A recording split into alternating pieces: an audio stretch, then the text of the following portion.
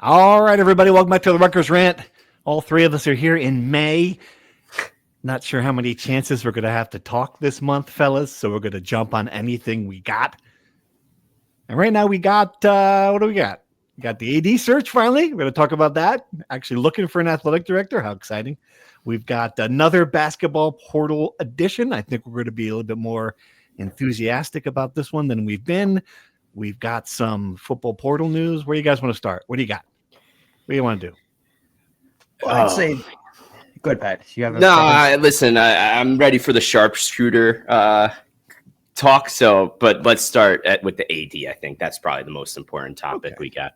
Yeah, that's fair. Let's do it. All right. So they announced the search committee, search firm, Turnkey is going to handle it. That's the good one from what I've been told. Not a surprise. Someone's got to identify the candidates. Advisory committee, 10-person advisory committee.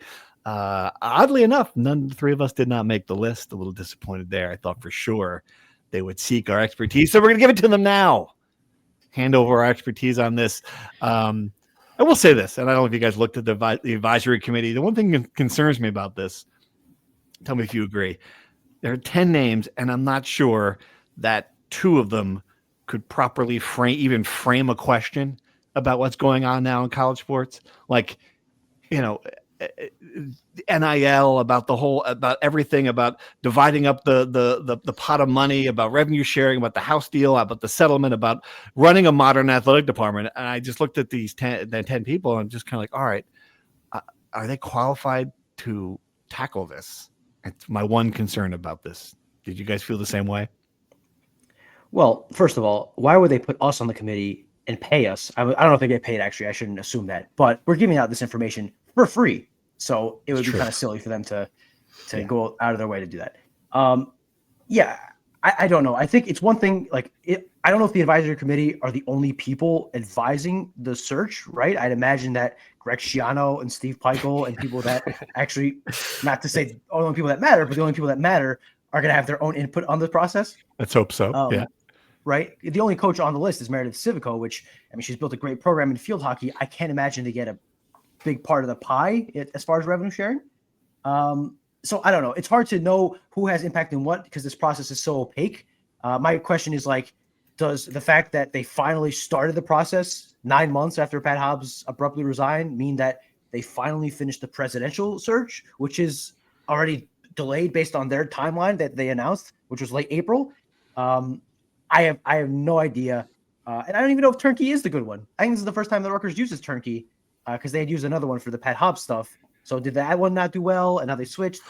I have no idea how any of this works, to be quite honest with you. They used a search firm for Pat Hobbs. I thought they just used the search firm was one human being, Chris Christie, but maybe they did. I don't know. I should say for Greg Schiano's search, I believe they had a search firm for that one. Yes, I could be wrong. Another waste of taxpayer money. This search firm is ChatGPT, Turnkey GBT. Which, let's be honest, is a great application. I fully support it.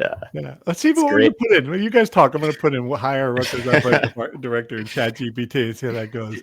Go on to the Rivals message board. There's already a 2-page thread on what the Rutgers athletic director needs to be based on AI. Oh, okay. So that's too late. We're already late on our gimmicks. These fans are damn. Rivals did it, like the Simpsons did it. Rivals did it. Yeah. Yep. Yeah. So look, the Turnkey is there just to kind of vet. The way I generally understand these things, right, is the school has a list of people they're looking at, and the search firm is there just to kind of do the background dirty work so that there's a level of separation here, right? They do the background checks. They talk to people around these candidates. They present the school with their findings, and they can be better informed, right? I think that's I don't think Turnkey is selecting the athletic director per se. They're here just kind of siphoning through all the noise to kind of give the advisory committee something they can advise on, I guess. Right. Exactly. Yes. And you're right. And don't overreact on the advisory committee names. I think Greg Shannon is going to have a big role in this. Obviously, Steve Pike will have some kind of say. I don't know how much. This is, and of course, the new president should pick this person, or should at least be on board with this person. This is why they've waited this long. They could have hired an AD in September, October. They've waited a bit for this point to have the new president. From my understanding is, unless something terribly goes wrong, which I'm not ruling out because it's Rutgers, but unless something terribly goes wrong, they should have a new president by commencement. So that's a couple weeks away. You would think they'd be able to start the search now, gather some names, get to the point where you have 40, 50, just a working candidate list of people, who's interested in the job. And then you'll have the president on board, and perhaps we'll have a new AD by the start of football season, which, would make sense. Yeah, I think the timing is important now, right? Rutgers relied on Ryan Pisari for however long he's been in the interim role, and by all accounts, he's kind of done a very solid job just keeping things steady and holding the key, I guess, for whomever will be selected in this process. But I know there are some fans that are just up in arms about what took so long and why. I totally understand it from this got delayed because of the presidential search. And there was never, we talked about it so many times, that there was never going to be a situation where Rutgers hired an AD without a president, right? Like, why would you hire someone who doesn't know who their boss is? That's the underlying statement. That's just very simple. So timing wise, I think this all makes sense, right? Get it into the start of the new academic calendar, the new football season, and everything, right? The way that it fell apart at the start of last year's sports season, it should be in place, up and running, full steam ahead by kickoff to the football season and other fall sports. I do understand why fans. I don't think fans are up on arms necessarily about that part of it. I do understand the ones who are, shrugging or concerned about the fact that the Rutgers has now gone a full year with a lame duck president, with no general counsel, with no athletic director, and with no, if you want to take it further, Rutgers North chancellor. Right. It is sort of remarkable, and no disrespect to the interim people in those jobs. It is different than being the full-time person in that job. And I think Ryan Pisari would be the first to tell you that it's been a difficult year not having someone who's leading from the front, who's sharing the vision, who can make difficult decisions. I don't think an interim can do the same things that a permanent person can do. It's been too long. Circumstances aside, you got to get this thing done now. At a time where the House settlement is in flux every week, and there's different things happening, at a time where you probably have to hire a general manager for basketball, which is a very key position. All this is in the air. It is remarkable. Yeah. Right. And I could be totally wrong here. Maybe this is how long these things always take. But to me, it feels really remarkable that we're in May and nothing has happened yet. Yeah, it is. All right. It's also bad luck that all this happened at the same time, for the record. Like, of course. How often does this happen? Probably not very often. All right. Let's talk about what the new athletic director should be. And I'm going to write a column this week about it. I'm curious you guys' feedback on just what the priorities are for this job. And it's funny, like, I sat down and just started to make a list. All right, let's come up with what this person needs to do. And I mean, without even thinking about it, I'm like 15 in. Like, this is a hard job. I mean, really, like, it didn't even, like, without even like having to put a pencil, stop typing. I just kept. I mean, you could just rattle off a bunch right away. I think by far, and this is going to put this out here first, because I think by far raising money is number one. That this person's got to be in a position to come in here and find a way to close the budget gap, to get money for NIL, to solve some of these problems that the coaches are encountering. That is, I mean, by a mile, the most important thing that the new athletic director must do to solve the riddle of the Rutgers donation problem. So I'm taking that one off the board. And I'm curious what you guys think are the other big priorities for this person when they take over. I'm going to throw it open. Give me one good one. All right. My first one's like a pie in the sky type dream situation that's probably not even attainable. But how about put Rutgers at a driving seat in the Big Ten as opposed to being someone that's just an afterthought? Can Rutgers become a program that is dictating policy? Oh, we can't do this if Rutgers isn't on board.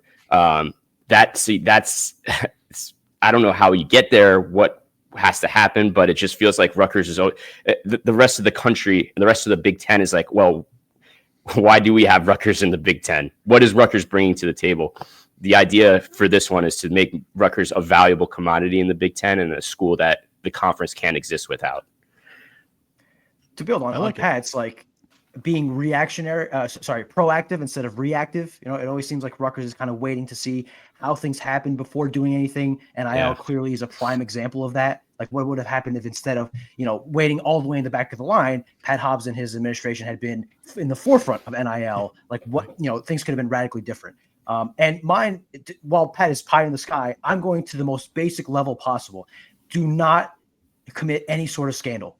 When was the last time Rutgers Athletics had a director that didn't leave in scandal? It might be like not this century. I can't remember the last guy or person, I should say, because Julie Herman was not a guy and she clearly was in scandal as well. So I would just hope that Rutgers' next athletic director, whoever it is, has a normal tenure. Maybe they get fired because they're not great at their job. That happens every day in every field. Maybe just don't become a story in the ledger for a month. That would probably be, in my opinion, the biggest priority of them all. Yes. You're trying to say don't have an improper consensual relationship with one of your coaches. Is what you're trying to say. Absolutely. Yes. Don't come in here 30 years after you're caught having a scandal as a volleyball coach at where was it, Tennessee, where Julie Herman was. Julie Herman had one on day one. And day one, it was amazing. When you think about that, all the vetting, all the stuff that went into like making sure you've got someone who doesn't bring just the scandal with them. She brought one with her. It was incredible. Yeah, you're absolutely right. If one of your coaches is hurling basketballs and homophobic slurs, maybe do something first. Again, it goes back to being proactive instead of reactive. Yeah, going full circle. Yes. And I think that's a good one because I think the root of many of Rutgers' problems is exactly that. I was like waiting. Let's see what everybody else does. Like and then oh, you're already late. The wave has come. Someone's surfing on it, and you're sitting there and you're surfing. Oh, we missed it. So I totally think that's one. I'm trying to come up with things that are a little bit more concrete. I think I want to see someone who can develop a realistic facilities plan. Like, we've talked about the last athletic director was trying to build a new rack. That's crazy. The football coach wanted to build a palace that's no longer a responsible thing to do in college athletics in this era. I just want to see someone who can show me the path forward for what Rutgers facilities are going to look like in 2030. And that doesn't mean, rebuilding a new stadium, but it means doing things to the stadium, which is becoming outdated, doing things to the rack so that there's luxury seating and you can get some revenue on it. Someone pointed out to me the other day that they lose money every time they open the doors to the rack, things like that. You're like, wait, what? They have 8,000 people in the building. They're still not covering what it costs to run the thing. Things like that to just make your head explode. Like I want to see someone who can, map that out for me. That's a big one. And then, talk about the rack. I want someone who's going to give me a plan to fix both basketball programs. And I think that's kind of where you're at now. You're going to inherit two coaches. One, you're going to have a long contract, one, not so much. But, I want to know someone who is not just going in there and saying, we've got our coach, but someone who recognizes that changes have to be made. Someone who's got a way of handling that stuff that, other ADs just kind of shrugged off and washed their hands and, waited for more failure. So that's going to be a really interesting one too. And that question comes up at the press conference. So it's a long list. We didn't cover it all, right? We're just on the tip of the iceberg. Oh, forget it. I'm looking at my list right now. There's like 10 more. Yeah. So come back for the column. Come back for the column. It's a teaser. All right. So I don't think we have a timeline on it, honestly, at this point. But you would expect that they would have, if they have a president in 2 weeks, knock on wood, fingers crossed, that this process will begin, and we'll do our best to keep you updated if we hear of candidates. Let me ask you this though: with the candidates, would you support someone outside the realm of athletics, a CEO type person, a business person for this job? 100%. Yeah. I've been on this I've been on this from the beginning. Like, I want at least to interview someone that's been a general manager of a professional sports team in this market, or some sort of role like that, where you understand contracts and negotiations, and you can be proactive in the financial realm of player not development, player acquisitions, and can help these programs understand what contracts and whatever next level thinking that's out there that we're not even thinking about. So I think there has to be someone on the list like that, someone from a Giants or Jets who's been around something like that. I don't think it's a terrible idea, only because of where Rutgers is, right? Like, in an ideal world, you hire a sitting AD from a Power 4 program who understands what it takes to be successful, right? Rutgers is probably not in the position to be poaching a sitting Power 5 athletic director. It just doesn't seem realistic. So either you get, an athletic director at a lower level, who probably maybe isn't ready to move up to the Power 5 level. I think that obviously the difference in dimension between Group of 5 and Power 5 is absurd. So maybe the best solution is finding a non-traditional person who can kind of, again, to keep going back to the proactive portion of this, can see through maybe a person that's been in athletics for 30 years is just stuck in their ways, one way of thinking. A new person can kind of see things from a different perspective. So I wouldn't be opposed to it, but I don't think it's the ideal scenario. It's fascinating because I think that hire that's the high ceiling, low floor hire, Right. because it has potential if you hire the wrong person in there who is not attending to all of the details that make this thing tick.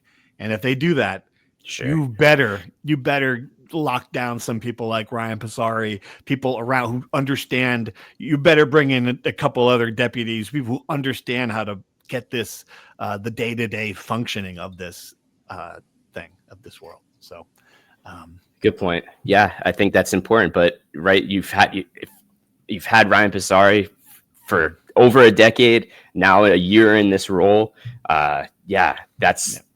It's almost like passing the baton and whatever you want to say about it, right? Like, that's that perfect guy to have and to retain, no doubt.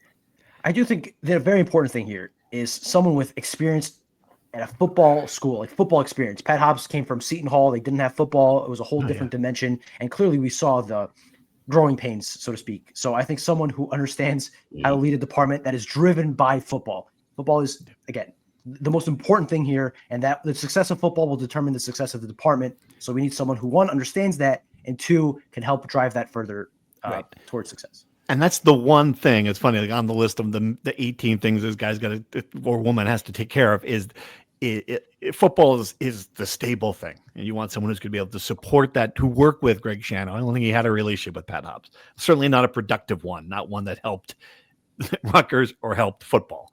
That person has got to be in a supporting role. Like when Greg Shannon says, I need this, that person has got to be ready to deliver. So, all right. The way it currently seems to be, right? It seems, look at the coaching salaries they have in that program. I don't think Greg Schiano's hearing no very often. And I think to a certain extent as well, like, I agree with you that for the most part, what Greg Schiano wants and feels he needs probably should be provided. At some point, maybe a no. Like, I don't think Greg is dead set on a practice facility anymore, right? I think he understands the current necessity of NIL money and revenue sharing and all that. But if he were to change his mind and say, I want a football palace, you probably need someone who could also say to Greg, no. These are the priorities that we stick to.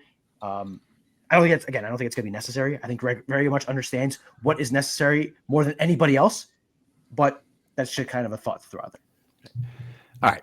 Good segment. Let's move on to Haran Zerno. Am I pronouncing that correctly, Brian? As a Bosnian native and fluent speaker of Bosnian, I think you're correct. ZRNO is going to be last alphabetically on whatever team he plays on, barring something significant and surprising. And I got to tell you, I don't know if you can do this, Brian. I don't know if we have this. While we are the third best podcast in New Jersey, I don't know that you have the capabilities to take the photo that I've put of the home gym for KK Slavichka to put that into, and I'm sure I'm murdering that, by the way, Slavichka, Slavija. No, I might have gotten that right. Pat, what do you think? As another person with a vowel at the end of his name, Slavichka. Did we get that right? Yeah, you got it. All right, because this building, I mean, it looks like. Oh, did you really just do that? Holy cow! Never doubt me. Never doubt me. That's amazing. I cannot believe you just did that. There you go. Everything about this. I love this. Like what? This is where Zerno's team played, according to Wikipedia, which of course could be wrong, in the Bosnian First Division. I mean, it looks like that's where Ivan Drago trained for the fight against Rocky Balboa, right? That's exactly right. Look at the car out front. Is that architecturally the trapezoid as well? I don't know. Does that count? It's got some trapezoidal feel to it. I mean, it is from the. If you told me the same guy who designed the rack designed that building, I'd be like, absolutely, that's what happened there. Yeah, it was probably built around the same time. I think it was. Well, sure. if I asked you guys what year this photo was taken, if you told me 2009, 2019, 1979, I would believe you every single time. I don't. Because the car, you would think like the cars would be a dead giveaway, but then you realize it's Bosnia, and you're it's like, not, oh, that's it looks exactly like an AMC Pacer, but I know it's not an AMC Pacer. It doesn't make any sense. But yeah, look at that. That's great. Yes, terrific. That place was rocking when Haran Zerno averaged 17.5 points, 3.6 rebounds, 3.4 assist games while shooting 50% from the field and 43.7% from three. This is the player. More importantly, and this is what stuff I look at, he visited Villanova and Miami. Interest from Maryland, Creighton, and Wisconsin. Had committed to Indiana. Like, this is a player that other people wanted for good reason. This is, we've been very critical of some of the additions here that Steve Pikiell this offseason has made. I think this is a good one. Brian? I agree. Let me start off by saying that I totally agree. This was a good get for all the reasons you listed. Let me go first into a little bit of concerns, and then I'll go into why I think it could work. Okay. You mentioned his tremendous stats in the Bosnian League. I will not purport to be an expert on European basketball, particularly in the Balkans, right? Which is a completely different world than the elite leagues in, Spain, Israel, Turkey, etc. That being said, the year before, he played in the Latvian Estonian League, which you might say sounds roughly at the same level as Bosnian League. Apparently, it is better by not a significant amount, by a decent amount. And in that league, he shot, right? So he shot 46% in the Bosnian League on threes. In the Latvian League, he shot 26.5%. Higher volume. If you get a nice middle ground, probably the shooter you want, right? And the other thing is, like, you listed all those great schools that were after him. I think there was legitimate interest. I think if he could have went to Villanova, he would be at Villanova.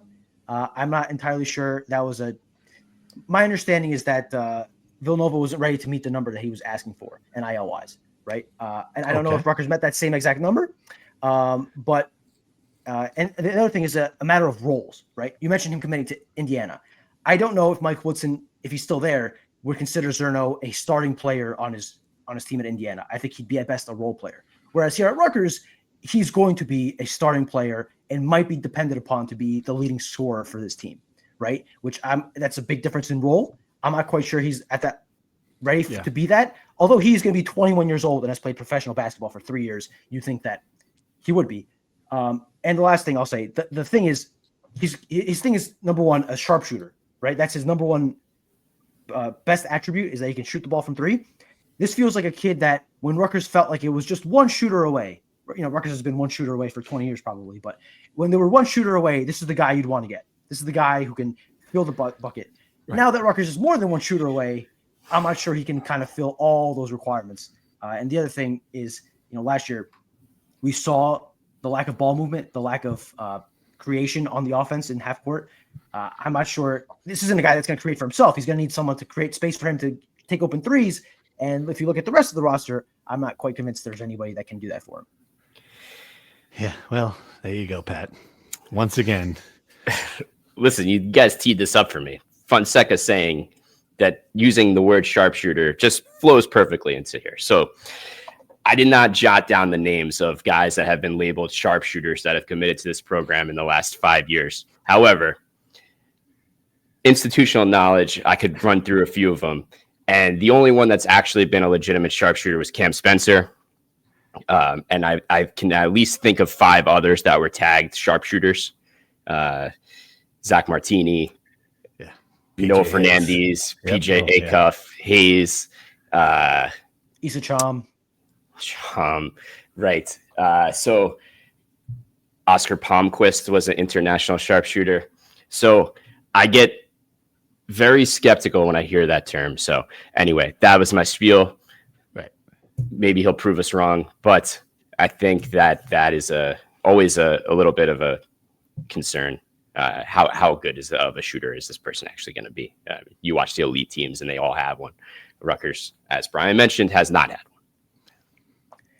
So again, just to synthesize my earlier point, like if he was a key role player on a good team, I think he fit that role perfectly. The name I've seen kind of compared to him was Luke Goody, who played at both Illinois and Indiana, and in his role as like a high volume, sharp shooting three-point shooter, he thrived, right? I don't know if Luke Goody could lead a Big Ten team, or a good Big Ten team, I should say, right? So that's the question to me is, what is the role they expect of him? I think they expect a pretty big role from him, and I think that's not quite where he is at. I think he'd be much better as a role player, but the pickings are a bit slim here for Rutgers, so you kind of take what you can get. Right. Yeah, it is asking a lot for him to come in and lead a team in scoring in the Big Ten in his first year coming out of Bosnia. Yeah, I mean, it is a lot. We've said this in the podcast now, 6 weeks straight. I mean, everything has to go right for this team, for this roster to be competitive. Like, forget a year ago, forget winning the Big Ten. Like this, everything's got to go right for this team to finish, someplace in the middle of the Big Ten. And this is just another example of it. Yeah, absolutely. But at least there are some credentials here that you think, okay, there's something you can hang your hat on. It's the kind of player they need. It does check a box here. You're not reaching on someone who didn't play at a big a Power 5 conference like Bay did. What am I thinking of? I'm getting his name wrong. Fall. I'm sorry. Fall did. By Fall did. You're not trying to get a guy from an NJIT who you're pretty sure can't play at this level. I mean, yeah, this at least looks like a Big Ten player. Fingers crossed. To your point, right? Like Rutgers has difficulties competing for transfers of a high level that played at the Power 5 level. So at least they're going through a different avenue. I could commend the thought of going outside the bubble and looking at all your possible. This is what we kind of preached at the start of the preseason or the offseason. Like it's for Steve Peichel to kind of think outside the box. I don't know if this is entirely thinking outside the box, considering the kid was already committed to another Big Ten school, and Rutgers has been recruiting him since December, right? So it's not like this was out of nowhere. But I do commend them exploring all routes. We'll see if it works out. And again, I think this is a good get, right? Like as an individual player, I think it's a good get. I think the context makes it a bit more difficult. Yeah. All right. Do you want to talk more basketball? Do you want to anything else you want to say about the roster construction now? Or there's got to be another piece coming, I think, at this point. So there are 12 scholarship guys. I think they're trying to get to 13, so they're going to get another guy. It sounds like more of a 2-guard, off-ball guard, wing, ideally one that can score, maybe defend a little bit. That's kind of what they're going for. I'm not sure it's going to be a starting level guy, right? One, considering the money they've probably already spent building this roster, you're already getting the 13th guy. And two, the responsibilities of everyone already there. But I think you add one more guy. I don't think he's going to change the outlook of the roster. So to me, the bigger questions are, do they have enough guys who can shoot? Do they have enough guys who can defend? Do they have a reliable center? Do they have anyone that can create? That's really all my concerns. If you ignore all those concerns, I think this could be a good basketball team. Pat, is it possible, Pat, that we're getting this wrong? That this podcast is missing on this one because we've never done that before. No one has thought about Rutgers basketball and ever thought set expectations a little off. But you've seen people online who are fans, who are experts, who say, okay, look, they've got this is a Steve Peichel roster. He's got some pieces. I don't know. It's when you listen. You set the bar so low that anything is going to be better than it's the complete opposite of last year, right? You set expectations through the roof and come up way short. That's huge disappointment. This team is going to have super low expectations, possibly picked to finish last in the Big Ten, and who knows what could happen. There's only at that point, the only place to go is up. Yeah, that's true. I do think they will be picked, if not last, second to last, in front of Penn State. I don't think that'll be unfair. We'll see. I guess the only other hoops thing is they released the conference matchups for next year, which really are just the reversal of what last year's schedule was. But Lathan Somerville is coming to the RAC. That has been confirmed. I think that'll be a fun atmosphere after we didn't get the Gavin Griffiths Bowl last year. And I wonder how another sharpshooter, Gavin Griffiths. Here you go. There you go. Yep. Lathan was a guy that played a lot off emotion. You saw every time he hit a bucket, he'd pound his chest and was really fired up all the time. I do wonder how he'll play off the emotion of 8,000 people, if it is a sold out game, booing him every time he touches the ball. I think that would be really interesting to watch. That'll be fun. Something to look forward to. All right, let's take some questions, you guys. We don't have a lot of them. Even our listeners don't know what we should be talking about now. But this is a good one, I thought, from Twitter. Has NIL killed power forward basketball developmental programs that don't have a ton of resources like RU? This is from NJDGO17. These programs used to thrive on developing lower level recruits for 3 years. Now, any promising freshman transfers quickly, and the school doesn't have money for high end transfers. Yeah. I mean, I think this is exactly what's happening, and it's more glaring in basketball than football because you don't see those guys. Those guys don't play. You can hide a guy on a roster and develop him for a couple of years. Basketball, he's on the court, and you know what he is. Yeah, I think you're seeing that with Rutgers. The model that got Ron Harper Jr. and Geo Baker and Caleb McConnell is gone for a large degree, unless you've got the resources to keep them. And you're seeing that. Yeah, I think that's a great point. I agree. I completely agree with that. Everything you said. I look at a program like Wisconsin last season that was a completely new identity of a program in one season, right? Like they did everything that was not Wisconsin-esque. They scored 100 points, right? 1,000 points a game, and we're running up and down the court. They're launching the ball, relying on a transfer scorer. There was no development on that team. They were all kind of outside of the two big men or one big man. So, yeah. And then also I think of Kevin Willard and as being a guy that was a great developer that could just kind of get his team to be right in the tournament every year at Seton Hall, developed, some great players, and he could see the writing at the wall at Seton Hall. He could see the writing on the wall at Maryland that it wasn't going to work out that way. And now he's at Villanova, where he probably should have the resources to usher in the new wave of college basketball as a program that's going to be all in on hoops. He certainly can't have any more excuses about resources at Villanova. Right. Most people would sell their houses to win another national championship. I think the operative wording of the question is programs without resources, right? Mm-hmm. If you don't have resources, you can't retain players and you can't do the developmental thing, right? There is a program that proves that if you really want to do that route and you have the money, you can do it. Marquette did not lose a single transfer, I believe, 3 straight years, and they haven't taken a single transfer, I believe, in 3 straight years. They are an old school program. Shaka Smart is just keeping guys, developing them, and having a lot of success in the Big East doing that. The question then becomes, if you can't do that, do you want to do that? Because Marquette, again, has had success. I believe they won a Big East regular season title, maybe even a Big East tournament title. They get to the NCAA tournament and things don't work out. I don't know if that's because of the developmental thing. I don't know what it is, but clearly I think people at Marquette are getting a little frustrated with that. But they're clearly the exception. There are other programs with a lot of money that could do the retention if they wanted to, but Duke did do that to an extent, right? They didn't lose a transfer. They retained all the guys that didn't go to the NBA, but they still are rebuilding the roster through transfers. The question is, what is the retention and development model viable in this day and age when there are teams that are just building new rosters with elite players, right? UCLA, Mick Cronin could have kept a guy, developed him for over 4 years, or he spent $3 million on Donovan Dent, who's a bona fide stud. And you can't really have any knowing if you can develop a guy of Donovan Dent's level. It's much easier to just pay him $3 million and tell him, here, take the ball and score 20 points a game. It's an interesting question, but I think Rutgers fans should let go of the idea that Rutgers will ever go back to being a developmental program unless, again, the answer to all the questions here are a sugar daddy comes up and gives Rutgers a $30 million NIL budget every year. And if that hasn't happened yet, I wouldn't count on it happening in the next few months. All right. Other questions. This is a good. I don't know if you guys can do this one, but I liked it. But rank the coordinators at Rutgers since 2000. This is the way back machine.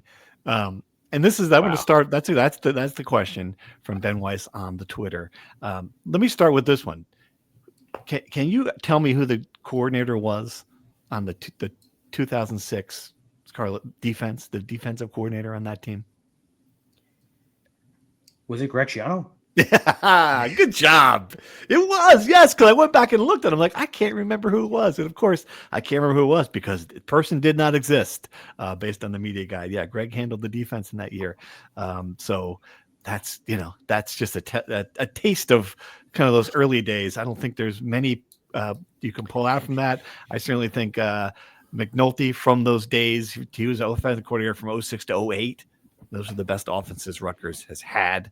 I've got to put him on the list of best coordinators. One other name I'm going to throw out there is Fridge. The 1 year he was here, Ralph Regan, the 1 year he was here under Kyle Flood, that offense didn't have it. Gary Nova, Leonte Carew, and that's it, right? I mean, that was it. And he still put up points. I mean, scored ridiculous amount of points against some opponents and was competitive in the early Big Ten games. So those are the two I have. I don't know if you guys have any other suggestions to add to the list. I think Karasimiak's season a year ago was at least in the conversation, right? Like that defense was incredible for what it was worth.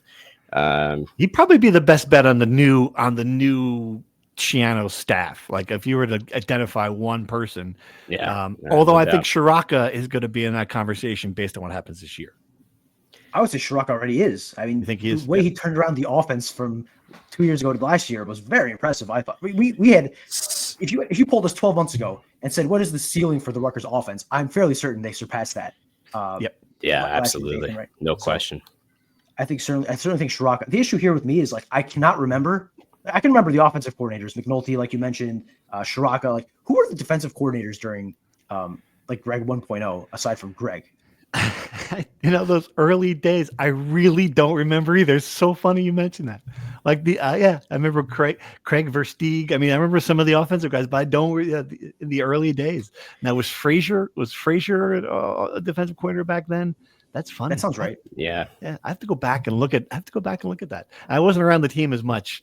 Like 2005, 2006 was kind of my starting point for really following this. So, but obviously they weren't good at anything back then. So, Darren Rizzi, but he was like an assistant head coach to those days. Wasn't he special teams? Yep, he did special teams too. Yeah. Shiano's first. Go ahead. No, I was just going to say Rob Smith, but that was after I think Greg left. I think Shiano's first offensive coordinator was the quarterback's father, Cubitt. Yes. Right. Yep. Ryan Cubitt's dad, which was just an interesting situation. It was sort of funny. Yeah.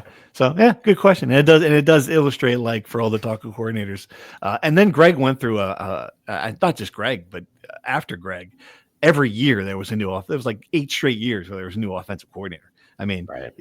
Some of you could play. I mean, the names that kind of went through that building, it was like a new system, and that was a big problem. Like retaining coaches was a huge deal because of they could find better jobs elsewhere for more money, and it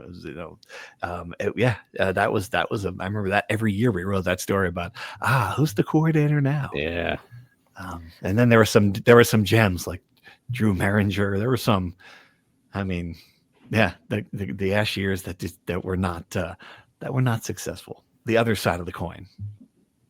Was there a coordinator more polarizing than Sean Gleason, who had an epic 2020 season and then just completely flipped around the next 2 years?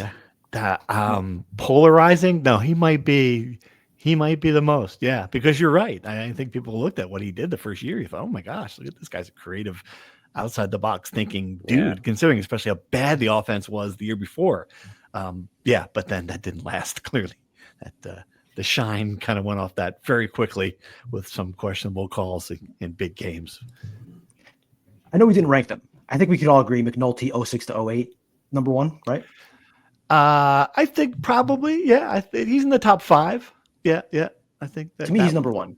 He's number one. Yeah. Who would you pick at number one then if it's not McNulty 06 to 08? He probably has to be him. Yeah, I mean, I do think about Friggy or less to work with. I mean, McNulty did have. And there were some weapons on that team. I mean, Ray Rice, for starters, Mike Teal, Kenny Britt. He did have some of the best offensive players in Rutgers history. Fridge did not. And it just sticks out like just this. I just remember him coming in and like, what it was one of Kyle Flood's smartest things he did was recognizing he needed just a guy to come in and just call plays to run that offense and build an offense. And it was that was pretty good. So good question. I'm sure. Hey, send us in the Discord better names, people we forgot. I'm sure there are tons of them. Yeah. All right. One last question. How do you replace Keome McMiller? Asks Rob, women's basketball star. I think Rutgers was happy to see her go. Like, I don't think there's any question. Like this was not a player who fit into a team at all for what Cookie Squashing is trying to do. By all accounts, and seemed to just disappear at the end of the season and quit on her team. I don't know if she was really hurt. I don't think there's any question that Rutgers will be does not miss her in the coming year. The 20 shots she took per game will be distributed among the other players on the team for once. Yeah. And I think to your point, the mountain of red flags are evident considering where she ended up going, which is Penn State, which might be the only other Big Ten team that's worse than Rutgers. So, and that would be fun if they did. Let's talk about having the situation when Washington comes for the men this year. Like, that would have been interesting if there was a crowd that matched the size for women's basketball. What that would be like when Penn State comes next year. Be interesting. I thought the bigger loss was 2 years ago when Rutgers lost Kayleen Smickle. Right, she was very well-rounded. Goes to Maryland, obviously, is having a sensational career. Yeah. The problem is that Washington is in a position now where I think she's got to show some progress in this coming year, or you can start the new AD, move that up on the list of things the new AD is going to have to tackle. And I don't know. Looks like they've had a decent year in the portal. You guys following this? I mean, I'm not watching it closely. Seems like doing okay, but I don't know if it's enough to elevate yourself that at the end of this you can say, all right, we're no longer at the bottom 4 programs in the Big Ten. We've at least moved up to that next tier. That's what she's got to do, I think. So we'll see. I mean, they're at the bottom tier, right? So the only way to go is up. They've added a lot of bodies in the portal. I don't know if they've added any impact players. I don't know if there's a net positive based on who they've lost and who they've gained, but they did add a girl from Arizona. She went to Arizona. I don't think she's from Arizona, but she went to Arizona. She was had a really good freshman year. Her name, I don't have it in front of me. I apologize, but I think she might be the one impact player they added. But we'll see, and we'll see. As far as Washington like having to show something, I'm not sure like how high of a priority and if it would be worth spending a couple $1 million, changing the regime and paying her assistant coaches and her for the rest of their contracts. That'd be something to kind of look at in the offseason, but there might be more important things on the 80s plate. Lauren Swan from Arizona. That's exactly it. People. Thank you. There you go. Glad I could help. All right. What else? I got a good what else for you. Just stumbled upon this on Twitter. 5 golds and 2 silver lead to our first Eastern Sprints team title on Lake Quinsigamond. Crew. Lake Quinsigamond. Quinsigamond. Lake Quinsigamond. Crew victory. Team title, baby. Eastern Sprints. There you go. Glad I can help. What else? And the golf team punched its ticket to the postseason again, right? They got the invite to the NIT of golf is what we kind of called it last year. Right. Which they won last year, I think, right? The women won last year. Right. Good job. Dynasty. Baseball swept Illinois this weekend, which is a sneaky important result because they are now in position to make the Big Ten tournament, and they are the last Rutgers team in the spring with a chance of making the Big Ten tournament, or the NCAA tournament, I should say. Men's lacrosse season ended last week. Women's lacrosse season is over. Softball just finished last in the Big Ten after losing to Iowa on Sunday. So the baseball team is the last hope, and Rutgers could really use it because if you looked at the Directors Cup standings after the winter, Rutgers was 100th, exactly 100th. They were one spot behind New Hampshire. They were the last team in the Big Ten by Northwestern was 62nd, and Rutgers was 100th. So they were 38 spots behind, and they're down more than double the amount of points. That is to say, a year after I don't know if it was its worst or one of its worst performances in the Directors Cup, Rutgers is on pace to be even worse. So to go back to the new athletic director's job is like fixing the entire department. Obviously, there's priorities. You can finish 200th in the Directors Cup every year if football is good, but there's a lot of programs that need some help. So the Directors Cup is worth what it's worth, right? I don't know if there's many people outside of us who really care, and people within the athletic department, but it's one thing to be near the bottom of the Big Ten. It's another thing to be near the bottom of the country. Do you guys have anything else? But I had one more thing I wanted to add. I don't want to keep speaking here. Humongous game in Portugal this weekend. Sporting is playing Benfica at the Estádio da Luz, the biggest game of my lifetime. If they win, they're champions at their rivals. For you guys to understand, this would be like if the Red Sox won the World Series at Yankee Stadium. That is the equivalent of what could happen. You guys should tune in Saturday, 1:00 on Benfica TV. Yes, they own their own TV station and broadcast their own home games, which is a level of unbelievable that would never happen in American sports. I digress. Actually, no, it's like yes. The Yankees have yes. I digress. Wait, which team are you for again? You're for Sporting? Yes, the biggest club in Portugal. Gotcha. Biggest club in Portugal. They're the biggest club in Portugal? Wait, the other one, how does the other one have the TV network if they're the biggest club in Portugal? I don't understand. Well, they have more fans and more history and more tradition. Well, then how is Sporting the bigger club? This doesn't make it like saying the Mets are the biggest club. I mean, come on. Because they're the evil empire, and Benfica? Benfica is the Yankees of Portugal. But then they're the bigger club then, by definition of that. You just... Well, bigger as far as fans and tradition, but we're bigger in spirit and bigger in bigger as fans, tradition, attention, money, victory, television market. Yeah. We've got 80% of the fans in Portugal, but we're gonna win the title on Saturday, baby. Let's go. Who found Cristiano Ronaldo is the question. We did. Yeah, there you go. You're not gonna make me root against it. I'm with you. I am rooting for you. I'm going to get out my Sporting. I don't have anything. Yeah, I'll add to this. Not only is it Fonseca's club's biggest week of the year, my Gunners, Arsenal, they're in the second leg of the semifinals of the Champions League. They're down 1 goal in aggregate scoring, which is a concept foreign to American sports as well. I can't remember if it's Tuesday or Wednesday, but it's coming up. It's a big game against Paris Saint-Germain. Yes. And if you want to have a rooting interest, Paris Saint-Germain is essentially owned by the Qatari state, and you don't want to root for an oil state, baby. You want to root for a homegrown, organic, London-based club. That's right. I'm all in on the Gunners, baby.